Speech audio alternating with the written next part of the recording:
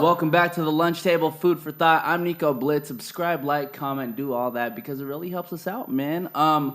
We are recording this a couple days before Christmas Day. So, I really feel like I just had to gift you guys with one more interview before the end of the year, you feel me? I'm over here on Instagram scrolling through my boy Joe the Poppy, a.k.a. Late Lee's Instagram, and I think he promoted this song called Asian Glow. I was like, okay, I didn't even listen to it yet, but let me click on it. Clicked on it, and all I heard was, you got that Asian glow, baby. And I was like, oh, shit, okay, who the fuck is this guy? And the artist, he goes by Flannel Albert. Flannel Albert, what's poppin', man? How's it going, man? Happy holidays. Happy holidays, Thank bro. you for having me. Nice to see you. Side note, he actually got here an hour early. Super eager. Yeah, I used Google Calendar for this shit, and I was so sure that we had a noon appointment that I didn't even check it.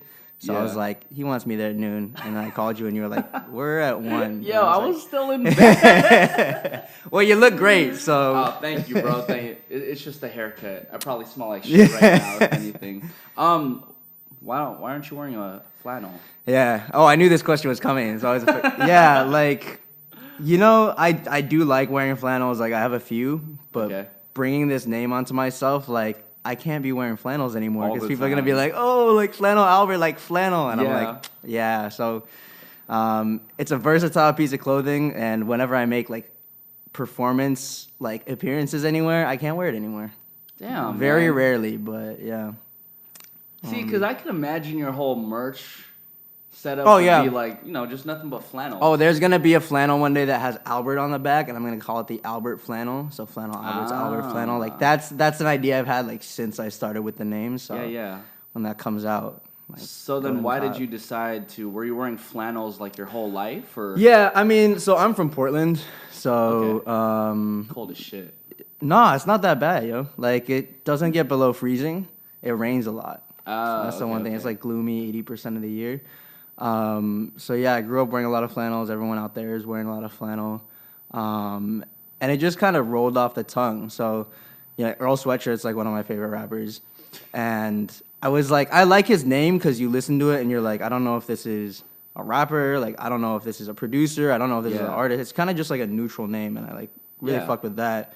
So I just put the clothing item before my name instead of after it, and then came up with Flannel Albert. Yeah. Oh, no wonder, man. That's tight. Yeah, because when you hear a name like Earl Sweatshirt, it's kind of, it stands out. Yeah. You know? Yeah. Like if you hear like G-Eazy, like you're like, oh, that's probably a rapper. Yeah. Right? Like it kind of gives it away. But I kind of wanted to do something a little bit more neutral, because I don't know, like there are a lot of different aspects of art and creative spaces that like I want to tackle, so it's kind of why I have a name that encompasses all that. No, for sure. I just thought you were wearing flannels your entire life. And I was expecting you to come flannel, like flannel. A flannel shirt, like flannel pants. Yeah, like, exactly. I was like, let me see this motherfucker's on like a lumberjack type shit right now. Yeah, no, and I'm just dressed in like a hoodie and some jeans. Yeah. So, growing up in Portland. Yeah. Okay, so what was that like for you? It was cool. Like I lived in a suburb of Portland. It's called Beaverton. Like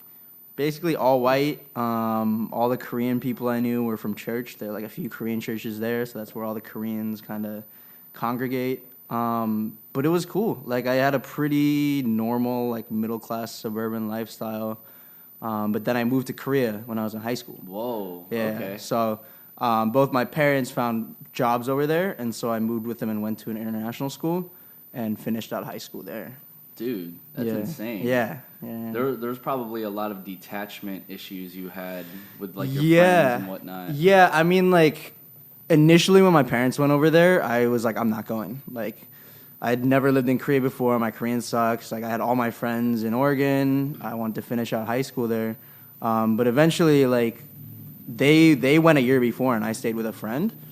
And I started missing my parents. I was like, what the fuck? Like, teenagers don't usually miss their parents, you know? Yeah. And I was like, I should spend some time with them, so I moved over there. The school that I went to it's like an American style school, so like all the teachers are non-Korean. You have to speak English. It's like all American curriculum, so that it would prepare me to go to college back in the United States.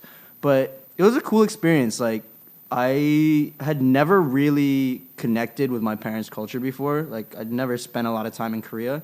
And so to be able to do that, as much of a culture shock it initially was, like, it was, I think, a blessing. Like, just to know where your parents come from, like, what that culture entails. And, like, I feel like a lot of Asian kids feel a disconnect from their parents because half the time they don't know where they're coming from. Yeah. And so that kind of gave me a little bit of that insight. So it was cool. Yeah. Well, I feel like a lot of us, including myself, grow up super Americanized. Mm-hmm. And I just remember going to the Philippines back when I was like 13, 14 years old. And I was like, oh, shit, we're from the slums? What is this? You know, because I also come from like a middle-class family. Right. So to see that my cousins were just wearing flip-flops and old ass shirts that, you know, that I didn't even like wear anymore. That were my clothes. I was like, yo, this is actually kind of cool. Yeah, like, it's pretty eye opening. Yeah, for sure. Yeah. Was it like more simplistic where your parents came from? No, like my mom was pretty well off in Korea. My dad was pretty well off growing up too. But even like back then when they were growing up, even being well off in Korea, it's a different standard to the United States because like it was just after the Korean War. Koreans had a lot of Korea's had a lot of history with like occupation and like the wars and things like that. So they were pretty well off for Korean standards, but it's different from the United States. Yeah. Huh. But now Korea's like like they fucking like industrialized fast. And wait, North Korea or South Korea? South Korea. Okay. Yeah. But yeah, even South Korea like was right after the war it was not a first world country. Yeah, dude. Yeah, stuff. So, growing up, how long were you in Korea for? 3 years. 3 years. Yeah. So, what differences did you see, like, within those 3 years versus being in Oregon? I mean, especially compared to Oregon, like, it's not as laid back. And I mean, I feel like Oregon's one of the most laid back places you can find in the United States anyway. I heard it's, people are super nice over there. Super nice. Like, it's weird. Like, before I left Oregon, like, I was like that. And then I lived in New York for 3 years. And then you come back to Portland and, like, the bus drivers are like, hey, like, how's it going? Like, you're walking down the street, people are like, hello. And then you're like, why the fuck are these people so nice? Right? So, they're definitely like that. Other cultural differences, besides that, it is more of kind of like a collectivist culture. I think a lot of Asian cultures are in general, where you're really trying to fit in. You're trying to go with the flow that that everybody kind of has these expectations, and you try to go with that flow.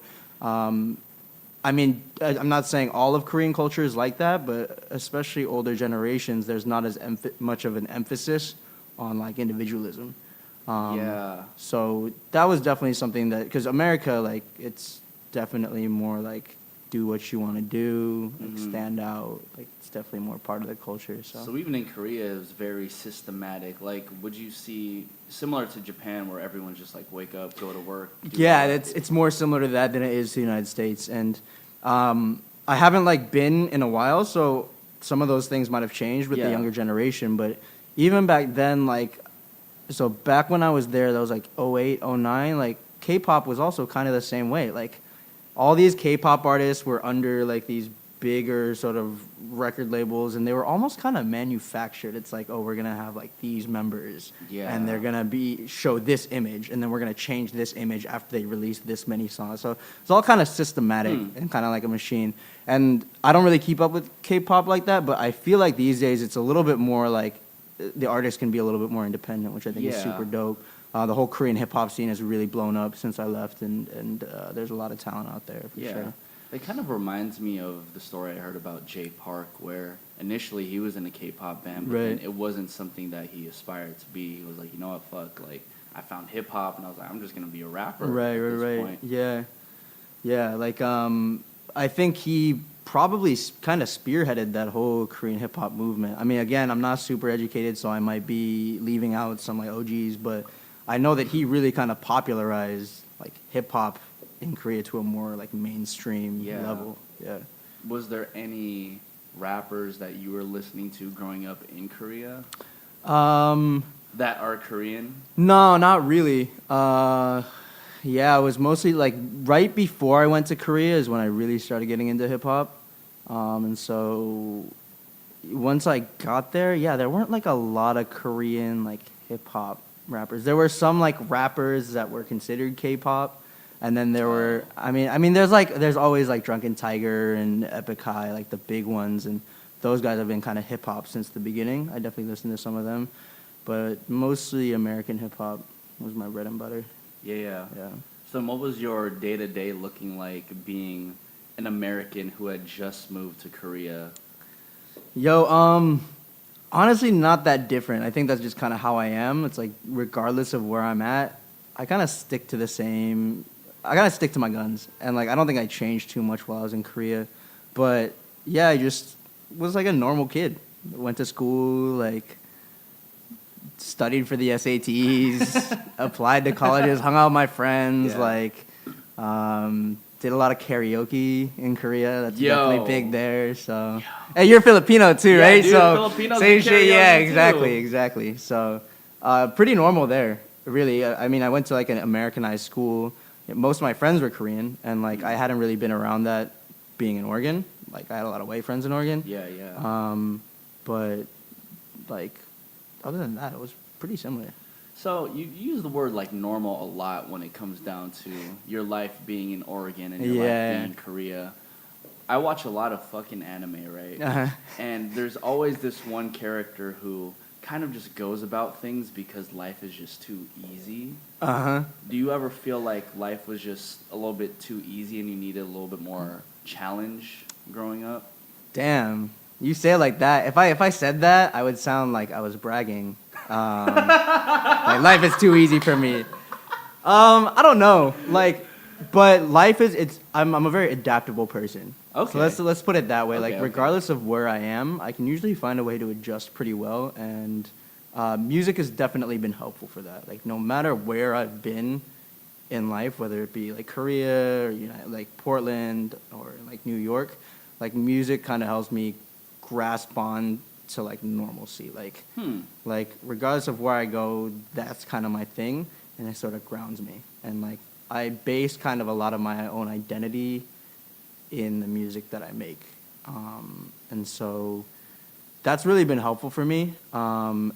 Obviously, when you start treating that kind of like as a job, and you treat that as like, oh, I really want to be serious about my music, then it starts presenting challenges. Yeah. But I think being able to balance that, like balancing the work aspect of music with the therapeutic aspect of it that's been there my whole life, it's done a lot like for my personal growth. So I'm glad I decided to start taking it seriously. In terms of what? It's just like, I think when you take something that you love and that's always attributed with like fun and relaxation, but start taking it seriously to a point where it can really grow, right? I think that's just a good lesson because it teaches you to kind of like wade through the pain, like fight the pain until you come out on the other side. Because when I was just treating music as like a hobby, it was like if something wasn't going right or like if I wasn't feeling inspired for a particular song that I'd started, I'd be like, all right, well, this is making me frustrated. I don't do music to become frustrated, so I'm just going to let this be. And I would never finish songs. But, like, it takes once something's going wrong with a song, like, you're out of inspiration, you don't know where to go, you're stuck. Like, a lot of my best shit has come from just being like, all right, well, fuck it. Like, I'm going to keep working at it until something comes out. And it's through that process that you grow as an artist. It's through that process where you understand just life in general isn't always on the up and up, right? Yeah. You're gonna like go through some shit and then come out on the other side. So it's definitely been helpful, one, in creating music and creating songs and growing, my audience. But it's also just helpful to kind of, in a more general sense, look at life that way. Yeah. And like when shit hits the fan, like you gotta just kind of be prepared to go through it. Like there's like this old, I think it's Robert Frost. There's like this old quote where it's like the best way out is always through. And like that shit resonates with me for sure. Yeah. And that's shit also that my dad used to say. He's like, don't take the easy way out or else you'll just keep taking the easy way out like throughout life. Yeah. And so you just kind of got to experience those hardships and those frustrations, I think. See, and that's what I was talking about. Taking the easy way route or taking the easy way out Yeah. is kind of like the normal way of living, I feel like. But Right. like, it takes a very special type of person to want to go through the trenches Yeah. and just be like, okay, if I could go through some shit, Right. what am I going to learn Exactly. through that? And I feel like that's what separates successful people a lot of the time is like they kind of welcome that shit. Adversity. Yeah, and it's not because it feels good. It's because they know that they have to do it to grow, for sure. Yeah. Yeah. I tell people that all the time, man. Mm-hmm. So for you, what type of, aside from like, oh, I don't know about this song, or like, trying to configure which songs were trying to be best for your career, like, Yeah. what type of adversity do you feel like you had to go through in order to grow? I think like loneliness is kind of a big thing. There were definitely times in my life where, I had to like kind of give up aspects of my social life because I also work a 9-to-5 job for the money. So Currently? Yeah, currently. So balancing work with like music, it's a little harder to have a social life. So like even though I like really enjoy making music, like sometimes when you don't see your friends for a while and things like that, it can get kind of lonely, especially if like you're at a point in your music career where like things have kind of come like slowed down. You know what I mean? Like you're like, damn, like music isn't panning the way it should right now, and like I haven't seen my friends, and like I'm just at home all the time. Like what do I do? So like that's definitely a thing, but I think then the plus side to that is like you learn to kind of rely on yourself, which I think is a good quality to have. I learned a lot about myself throughout this process. I know what I like. I know what I dislike. I know what gets me up in the morning. I know what makes me work hard. So that's kind of been the plus side of it. So what does make you work hard? Well, you just called my bluff. No. He's like, fuck, I just wanted to say that. Yeah. No, for me, it's being like a representative for like people like me, whether that means like as an Asian American, whether that means like a kid from the suburbs, whether that means that like, you're a Korean American kid whose parents want you to be a lawyer, your brother's a doctor, and they don't really understand how you resonate with your art. Yeah. It's like every sort of version of myself that you could possibly think of. Like I want to be a representative for that because there's not a lot of people like that in hip hop right now or music in general. And whenever I see somebody like that making it in music, that's so inspiring to me. And so if I'm able to even transfer that at all to anybody else, like that's the kind of stuff that I do it for. I also just in general, like there's no like feeling quite like performing for me, like being on stage and like performing my music and just like, just like the energy that I exude up there, like it feels like the act of doing that just feels amazing. There's no feeling quite like it. So what was your favorite performance? Flannel Day 2018. So that was just this past summer around my birthday in New York. This was the second time we did it. I do like a show where I invite a bunch of local artists that I fuck with, and we do just kind of like a big show. And it was just like a combination of things. I remember I was like super stressed because I'm the one emailing all the artists. I'm the one, booking the venue, like all of that shit. I'm sending out like emails every 2 weeks, like checking up on the artists, like, oh, here's your set time, here's like the technical specs. And I like remember I didn't even have that much time to like think of my set list and get my mind in like a good creative space. Like I was just like rushing and I was like, fuck, I don't know who's gonna come. People always be buying tickets late. Yeah. And the fact that it all came together and we had like 200 people, everyone was super into it. The energy was crazy, and like all my best friends were there.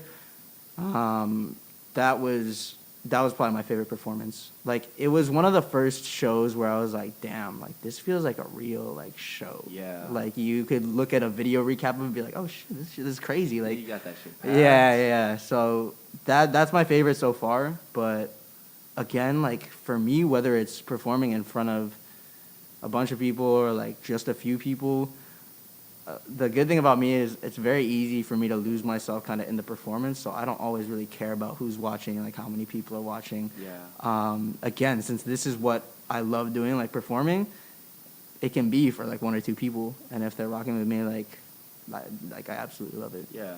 When did you first find that though? Because I mean, I could even stem it back to the fact that you were doing karaoke a lot when you were a kid. Yeah, no, for real, yeah. But I don't know where that performance aspect comes from you. Yeah. It's very rare that I find a newer artist who just loves to perform. Yeah. That's a good question. Like, because I've been performing my whole life, but mostly with piano. I was like a classical pianist. Oh, wow. Yeah. So when I played piano, I enjoyed it obviously, but back then, I don't know if it was because like it's technically difficult, like you can hear mistakes and stuff, but I got pretty nervous as I got older with piano. Oh wow. But then I knew that I liked expressing myself in front of people, and I feel like the first time that I really, really started enjoying performing was when I b-boyed. So I b-boyed for a little bit. You b-boyed? Korean as fuck. Yeah, like this happened as soon as I moved to Korea. Like all my best friends in school were b-boys, and so I naturally started taking it up. Like I sucked, but I really loved the musicality aspect of it. Like when someone would hit a beat and like everyone would just go fucking crazy. Like I was like, I want to do that. Like that's just amazing. Like hitting the music in such a way that you get like a physical reaction from the crowd. Yeah. Like, and so when we would perform for that, like I was just always good at hamming it up, you know, because I can't do like the fancy power moves, so I just do stuff that like looks cool, and like I hit beats and people would think I'm dope. So it kind of started from that, and yeah, I feel like I kind of have a way of commanding the room and getting everyone to buy in. Look at this guy. He took off the modest belt. Right. He's like, yeah, I can get these motherfuckers to say something.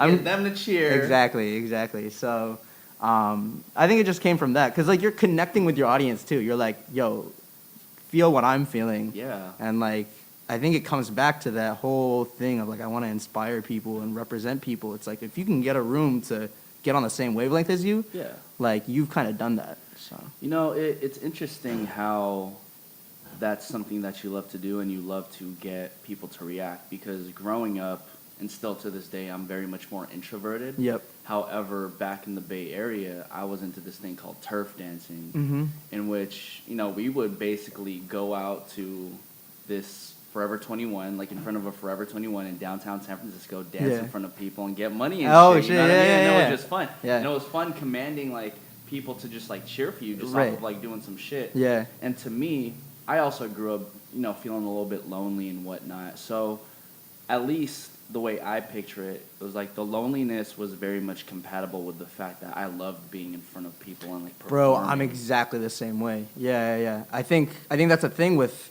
performers that are naturally introverted, because I would say I'm the same way. Like I'm a pretty outgoing person in social situations, but I know that I get most of my energy from just like chilling and being by myself. Yeah. Right? But then I do wonder if that's connected to the whole performance thing, because I really like performing, but you'd expect that to be an extroverted quality, right? You would. Yeah. But I feel like it's something that it's kind of like a void that needs to be filled for somebody who feels a little bit more lonely. Could be, yeah. Definitely, like being able to connect with so many people at once.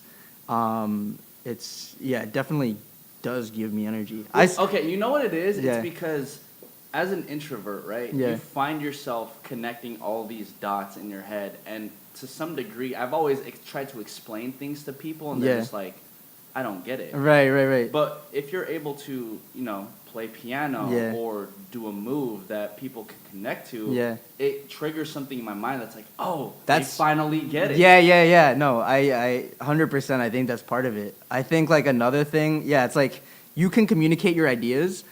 I'm going to sound like an asshole by saying this, but sometimes you can communicate your ideas and they can't really say anything back to you because you're like all the way up on stage. So it's like you get like a social interaction without actually having to deal with people close up. And I feel like that might be it, at risk of sounding like a douchebag.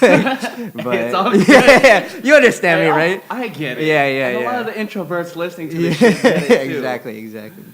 Shit, man. So pianist, b-boy, all up in Korea. When did you move back to the United States? 2011 for college. Super recent. Yeah, so I graduated graduated high school in 2011. went to college. Oh, so we're the same. You were born in 93. Yeah. Okay. Oh, shit. Cool. Rooster. You're the rooster. You're power. the rooster. Yeah. You're the cock. Yeah, cock energy, dude. What college did you end up going to? It's called Amherst College. Okay. It's a liberal arts college in Western Massachusetts. Nice, dude. Kind of in the middle of nowhere. 1,400 kids, really small school. Damn. I sang in the a cappella group there. Shout out Zoombis. Again, like where I learned a lot of like my performance stuff, because in college a cappella, you kind of look goofy and like stupid all the time, but you're like totally okay. Like that just showed Were you showed wearing me the button ups and the little? Oh yeah, like we had like crazy necktie. ties, like dark blue blazer, gray pants, and then you're supposed to wear like whatever sneakers you wanted. Like that was the fit. Okay. And we would perform for, like in retirement homes. We perform at like big like a cappella like concert conventions. We perform for other colleges. So you just perform in front of a bunch of different people who react in a bunch of different ways to your stuff. But that's kind of where I learned not to give a fuck about like the audience too much. It's like just kind of lose yourself in the music, like lose yourself with like the other people that are up there singing with you, like feed off each other. So another valuable lesson there in performance for sure. Yeah. Because even with that, you have to learn how to adapt and create and perform in front of people who are old, people who are young, people who might not even look like you. Right, exactly. No, 100%. And we were singing like mostly old R&B soul, so like Stevie Wonder, Earth, Wind and Fire. And so especially when we went to some of the colleges, sometimes college kids don't know that style of music. And so you wouldn't immediately get a reaction, right? As if you were singing like a pop song. Like if we sang Adele, all the college kids would be like, "Oh shit, like Adele, like it's lit." Mm-hmm. But I know no one ever does that to Adele. I don't know why I use her as an example. Set fire to the rain. That's my shit. But but then you gotta just like again communicate like how good this music is. Yeah. Because like Stevie Wonder is a fucking god, and then they start to connect with it, and then they start reacting. So it's like having them buy into it, getting your audience to buy in. Like that's challenging, but it's rewarding. Oh yeah, man. Yeah. It's such a difficult craft. Oh yeah, for sure. Hella hard. Yeah. So then, what did you even go to school for? I was an economics and music double major. Economics and music. Yeah. Again, like the plan always for me was to go to law school, and so got like the economics degree for work and for graduate school and stuff, and then the music degree. I wasn't originally planning to major in it, but the requirements for a music major at Amherst College aren't super demanding, so I was like, I might as well do it. And so I got to delve into like a little bit of jazz, a lot of like classical music composition theory. It was cool, and I'm glad I did it. And then after that, I took my economics degree and then got a job in New York, which I still have now. I just transferred to the LA office. Yeah. And so I've been kind of just bouncing that in music for the last 3 years or so. Yo, that's crazy. It was kind of tough to adjust to at first, because like no matter how demanding or not demanding your first job is, like out of college, it kind of takes a toll on you. I wouldn't say my job is super stressful, but I would come home and like you got chores to deal with, you got errands to run because you're an adult now, right? And then I'd be like, fuck, I just want to watch The Office and go to bed. Like that was kind of how it was. And are you guys Office fans? No, because the first thing, once you mentioned acapella group, the first thing I thought of was Andy Bernard. Yeah. He had a fucking acapella group. Yeah, like that shit, yeah.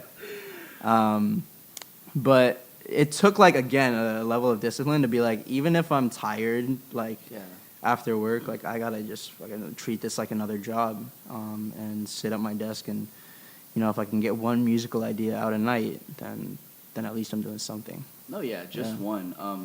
I've read books and articles about people who, like creatives who just say like, no matter what you do at the end of the day, you need to put at least one brick down towards whatever your goal is. Yeah. Even if it's very minuscule, just know that you go through the day like, I did this for the music, I did this for the lunch table, for example, Because like the moment you like miss like 2-3 days in a row at just doing absolutely nothing, you get further and further away from going back to it. Oh, yeah. And so, always at least, one brick. That's a good way to put it. So then the economic aspect of it, so you would have to, your day-to-day would be like what? You wake up, you go to work at your, what's the job? I am a customer success manager at Refinitiv. Success. Yeah, formerly Thomson Reuters. We just got bought out, or we entered a partnership. So customer success. Yeah. What were we? What do I do? Yeah. So we basically sell financial service products like technology to like big banks like JP Morgan and all of them. It's like the software they use to like look at the markets and analyze stuff and things like that. And so my job is once we sell a customer that product, I make sure the users are happy. Like I go train them if need be. Like just kind of maintain the relationship. So yeah, I like go to these banks in my suit. I'm like, how can I help? Like, I talk to a lot of old white dudes. Like, yeah. It's like put on the suit by day and then what, rapper by night? That's basically what it is, yeah.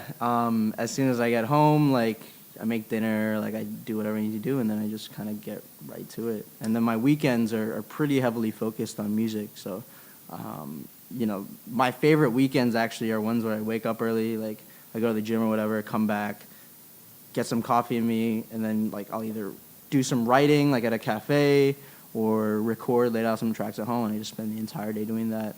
And then like grab a meal with a friend at night. Like that's like my perfect weekend. I feel like. Oh wow. When it comes to being productive, for sure. Yeah. Well, because you kind of crank out everything that you need to do, and then hanging out with your friend just to like grab lunch. Exactly. It's like a cool little break. It's important I think to decompress every once in a while. Like some people are like, oh yo, if you want to be successful, like you gotta just like stop eating and like and like have no balance to your life. And like for me, like that balance I think is important. And again, like that's why I think I can be successful, at least for now, like balancing this job and the music, because I just know for a fact that if I didn't have another job and I was just working on music all day, it's easy to get burnt out.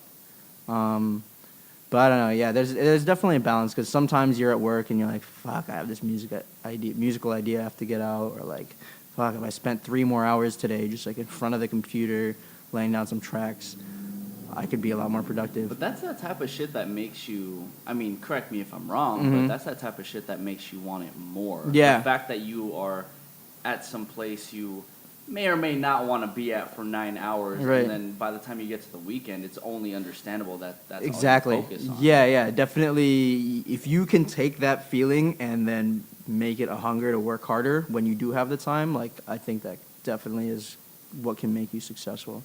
Yeah. But it's like I found creative ways to like, if I have an idea in my head, like notate it in a way that I can go home and then like just lay it down. How do you notate it? Like the other day, I was thinking of melodies at work, but I couldn't record into my phone, right, because I was at work. So I sent an email to myself, like, because every note has a corresponding letter. And then I did some like notation with like dashes or slashes or something to notate like what was a quarter note, what was an eighth note, what the measures were, like, because I was like, I can't lose this idea.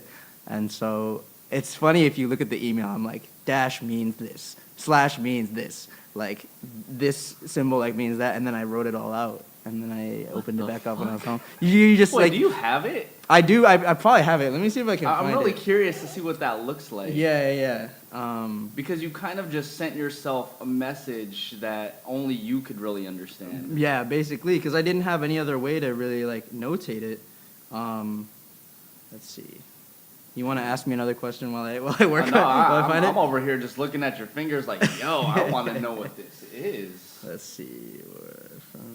Because it's very easy, like, when I was making music, to just pull out my phone and then just like, come out a melody, but it's like, you're at work, you can't be doing all that during the entire time. Yeah, so, like, if you see here, that first email is, like, what each letter and, like, what uppercase, lowercase means. Yo, this is crazy. I'm going to have to screenshot this, and we're going to put it up on the screen right now. All right, I'll send it to you. It says lowercase equals 16th note, uppercase equals 8th note, uppercase underscore equals quarter note. Yo, this is some crazy shit. It's like the scribblings of, like, a madman, right?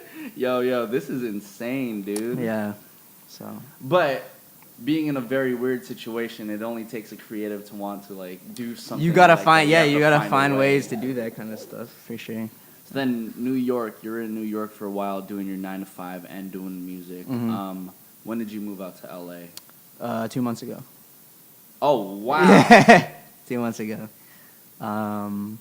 Yeah.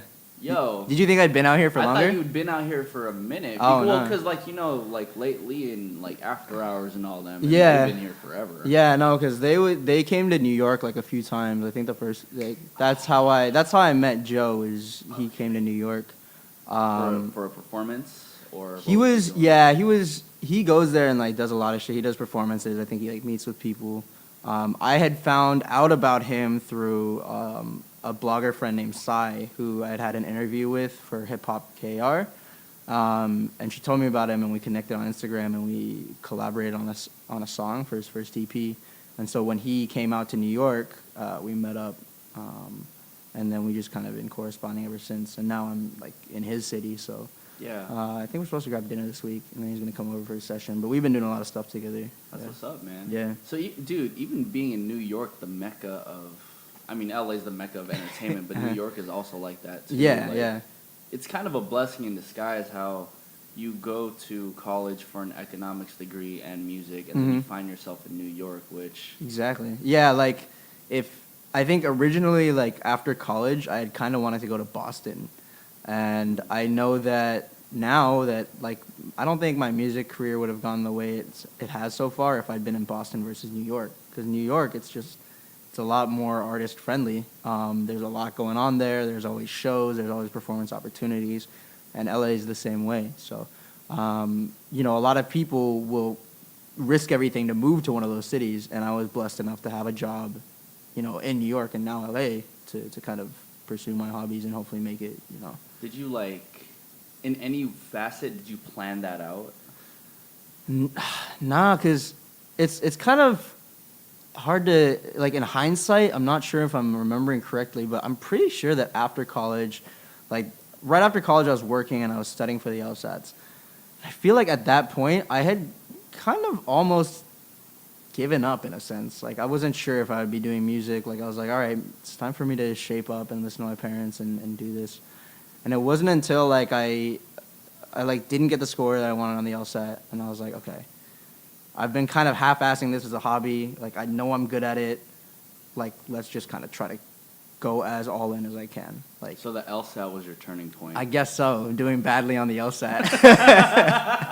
Like, fuck it. I ain't doing good on the LSAT. I'm going to do music. I was like, maybe I'm just not cut out for studying. And, like, because let's say I do well on the LSAT, and then I have to work fucking hard studying for 3 years, and I don't know if that's me. But, that was kind of a turning point where I was like, all right, well, if I do really want to do this is when you got to start treating it as a job. And this is when you really, really got to do it. Because people can say, oh, I do music, like, I'm trying to make it as an artist, but actions speak louder than words, like, 100% of the time. So if I was going to do it, like, I had to do it. Right then. And, and so I guess the LSAT thing might have kind of propelled me in that direction. Yeah, for sure. And then that's where the weekends and all that became filled with your music. Yeah, which is, and it's fine. Like, I talk about it as a sacrifice, and I got lonely from time to time, but honestly, if I'd been in New York and hadn't been doing music in my free time, like, I don't know what I would be doing in my free time. Like, going out drinking, like, spending a lot of money. I feel like having that thing to do on the weekends, like, it was Shout good. out Leo from After Hours. Yeah. No, that's some real shit for real. Mm-hmm. Going out to Los Angeles, then, how have you seen any changes? I've seen changes. I don't know if that's because I'm still kind of in this adjustment period. People in New York used to tell me, like, oh, LA is a lot more laid back, so don't let it rub off too much on you if other people around you don't seem to be working hard. And I was like, man, like, that's not going to happen to me. I'm a grounded individual. But I will say, as soon as I moved here, I have, like, I have, like, a car, like, I have my own spot, and, like, I don't know, I did, like, during the adjustment period, I found for a little bit, I was like, oh, shit, like, I need to work on music. I've been watching The Office too much. I've been like too preoccupied with other stuff. So I actually recently, like I think within the last 2 weeks, really kind of got back in my bag and like working on stuff, and like the creative output is comparable now to what it was in New York. But it took a while. But now that I'm back, like I'm really, really excited. You literally, like, this interview is happening, like yesterday was when I was like, oh shit, I'm back. Like, oh wow. Yeah, like I'm back to almost like my full form. Like I'm putting stuff out. What happened yesterday? Bro, it was, I don't know, like I had been pretty frustrated for a bit with my creative output. Like just stuff wasn't coming to me, and I was like worrying about like, oh, like are people gonna fuck with these lyrics? Like are people gonna fuck with this melody? Like is this the artistic direction that I wanna continue with? Blah blah blah. And then I was like, all right, maybe I just need to change my approach. So I was in the shower, and I don't know why that's important. Sometimes ideas come to you in the shower. And I was like, all right, I've been producing a lot of stuff and then trying to write melodies on top of it. Why don't I start by creating like a flow or a melody that I think is catchy and then building the beat around that? And like that first step kind of got me to look at things sort of differently. And like the thing that I made out of that is actually pretty dope so far. And then when you kind of get that first spark of creativity, then it all kind of comes back to you. I also recently like bought some new plugins and stuff. And that's always fun. Just makes your workflow like more convenient. Like you can like, you know, plugins are wild these days. Like you can just turn one knob and like just make shit sound better. Sounds way different. Yeah. So that's definitely been helpful too. I just got a new HDMI cable so I can hook up my TV screen to my computer. So now I have 3 screens, like little stuff like that. So hey, if you feel like you're not creative, just go spend some money on stuff and you'll be good. That'll make you feel better. Yo, on a bad note to that, I actually bought a Nintendo Switch a couple weeks ago, and I've been super lagging on that shit. Dude. Yeah. I recently like was with some buddies playing Switch. That shit is addictive. It really is. Yeah. Have you played Overcooked? No. It's the one where you're literally playing people in a kitchen. Like you're in a kitchen and you're responsible for like different steps, like cutting vegetables. Oh yeah. It's like when I explain it, it's the like most Cooking Mama. Yeah, sure. I don't know what that is, sorry. but it's the most mundane shit when I explain it. But that shit gets so intense because people are like, "Give me the fucking like onions, like right now. We gotta serve this," and like people are like running into each other, and like that definitely like is a great party game. Yeah. When you have people over. Shit, I'm on Smash right now. Oh yeah, dude. I used to be a god at Smash. I've since. I can't play with you. I'm like super novice level, just spamming the same shit up until something happens. No, but I fell off quite a bit. I've seen all my friends get better than me. Trash at Mario Kart. I'm pretty trash at Mario Party. I'm like not good at games, which is good, I guess, for my focus. Oh, for sure. Because like I don't play like Fortnite. I don't play CS. Well, that's why I like doing the RPGs, because I'm like, okay, I'm going at my pace. I ain't gotta fuck with anybody around me. Oh, there's a treasure chest. Yeah, it's because you're introverted, bro. Yes. Yeah. Exactly. Yeah. But I mean, it's good you don't distract yourself with video games, unlike myself. I did that from time to time. You'll ask her, man. Like, I think on Let's Go Pikachu, I have like 50 hours on it right now. Holy shit! What's Let's Go Pikachu? It's the new Pokemon game in which like it's basically a remake of Pokemon Yellow. Oh, but it's like 3D, right? Just 3D, like, and it's kind of like when you battle, it's like Pokemon Stadium style, right? Like it's like the 3D kind of. Yes, that's and you dope. don't fight Pokemon to catch them. You just have to keep on chucking Pokeballs at them. Oh. Yeah. I don't know if I like that. It's very watered down now. Yeah. It's fun. I guarantee you it's fun. All right, cool. So man, Asian Glow. And all that. Yeah. How did that project come about with Filthy the Kid? Filthy the Kid, Phil Kim. So Phil and I met through like a mutual friend in New York, and like we just kind of when we met each other, like we both rapped, obviously, but like we just really got along as friends. Like we just like hang out all the time, like do stupid shit. And for my first music video, A-OK, there was like this last scene that we were filming where there was like alcohol involved, and I was like, I can't drink too much or else I'll get red, and I can't be red for this music video. And so we were out just like in between takes, we were out chilling. It was me, Phil, and Zach was there, the videographer. And then Phil was just like, "Yo, we should make a song about Asian glow. Like that could be hot. Like make it like turn it into a thing where it's like Asian glow, yeah, is when your face gets red, but it's like also like you're on the glow up. Like talk about a girl that way."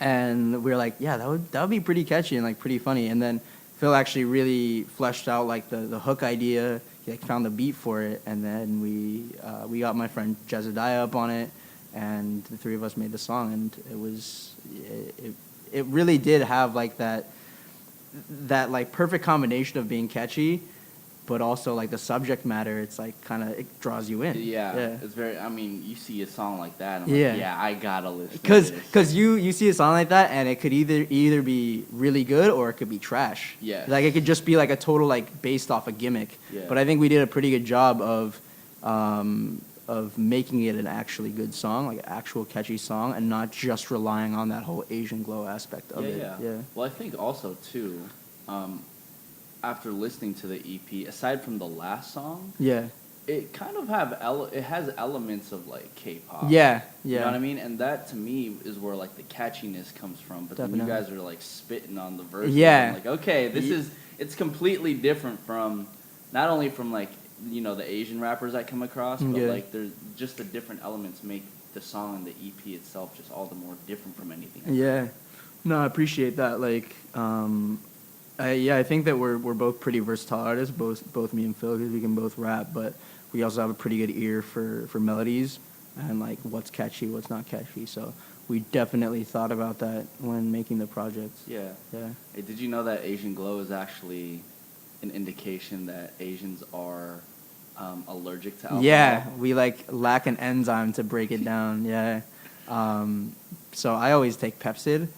Have you tried that? Like, No, if you I take haven't. Pepsid, like the antacid, before you drink, like 20, 30 minutes before you drink, you don't get red. Really? Yeah. So What does the Pepsi do? Like, I don't know. It just works. But I know it works, and I don't think it's like super bad for your body. It might not be great for it to always be taking Pepsid, but pro tip, yeah. Oh shit. Yeah. Well, I'm gonna have to note that. Yeah. Future references. Yeah. So you have a couple projects out right now too, right? Yeah. The first EP I came out with was called Yeah No, and then I recently came out with another EP called Maybe. But for now, like the plan is, like I want to come out with another project, but I think the plan for a little bit at least is to continue coming out with singles until kind of I gain a little bit more of a buzz, a little bit more of a following, and then come out with a project after that.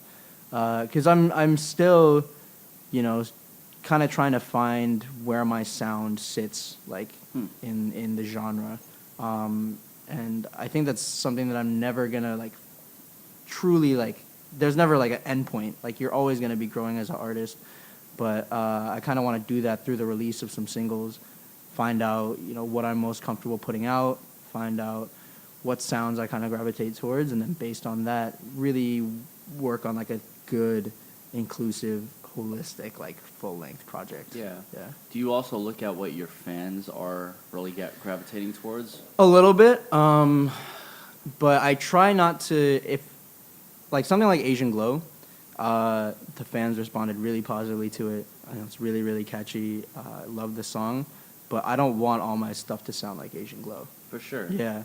So I definitely think about it, but at the end of the day, I think about how I can balance accessibility for an audience, which is important to me, and then like my own artistry and how I want things to sound. Because I think I'm pretty versatile, like I said, and I want to communicate that through my music, for sure. Well, shit, man, I definitely think you could do it. Like I said, man, I'm listening to your shit and I'm like, yeah, this guy's different. I appreciate you. Even bro. with the name, Flannel Albert. So, Albert, man, where can everybody find you, your music? Yep. Everything is, all the socials are at Flannel Albert. Spotify is my main kind of place for the music. Instagram is kind of my main social media platform, so you can find me there. If you find me on Instagram, hey, shoot me a DM to be on my close friends list. I'll put you on there. And I sometimes will post like exclusive song snippets and stuff like that on that close friends list. So if you want to be tuned into what I do, shoot me a DM. I didn't even think about that. Yeah, dude. Yo, that's really fucking smart. Look at this guy, man. Flannel Albert, man. It was a pleasure having you on here. Yep. Bro. Thank you, bro. I'm Nico Blitz. This is the Lunch Table, Flannel Albert, and we are out. Peace. Yay!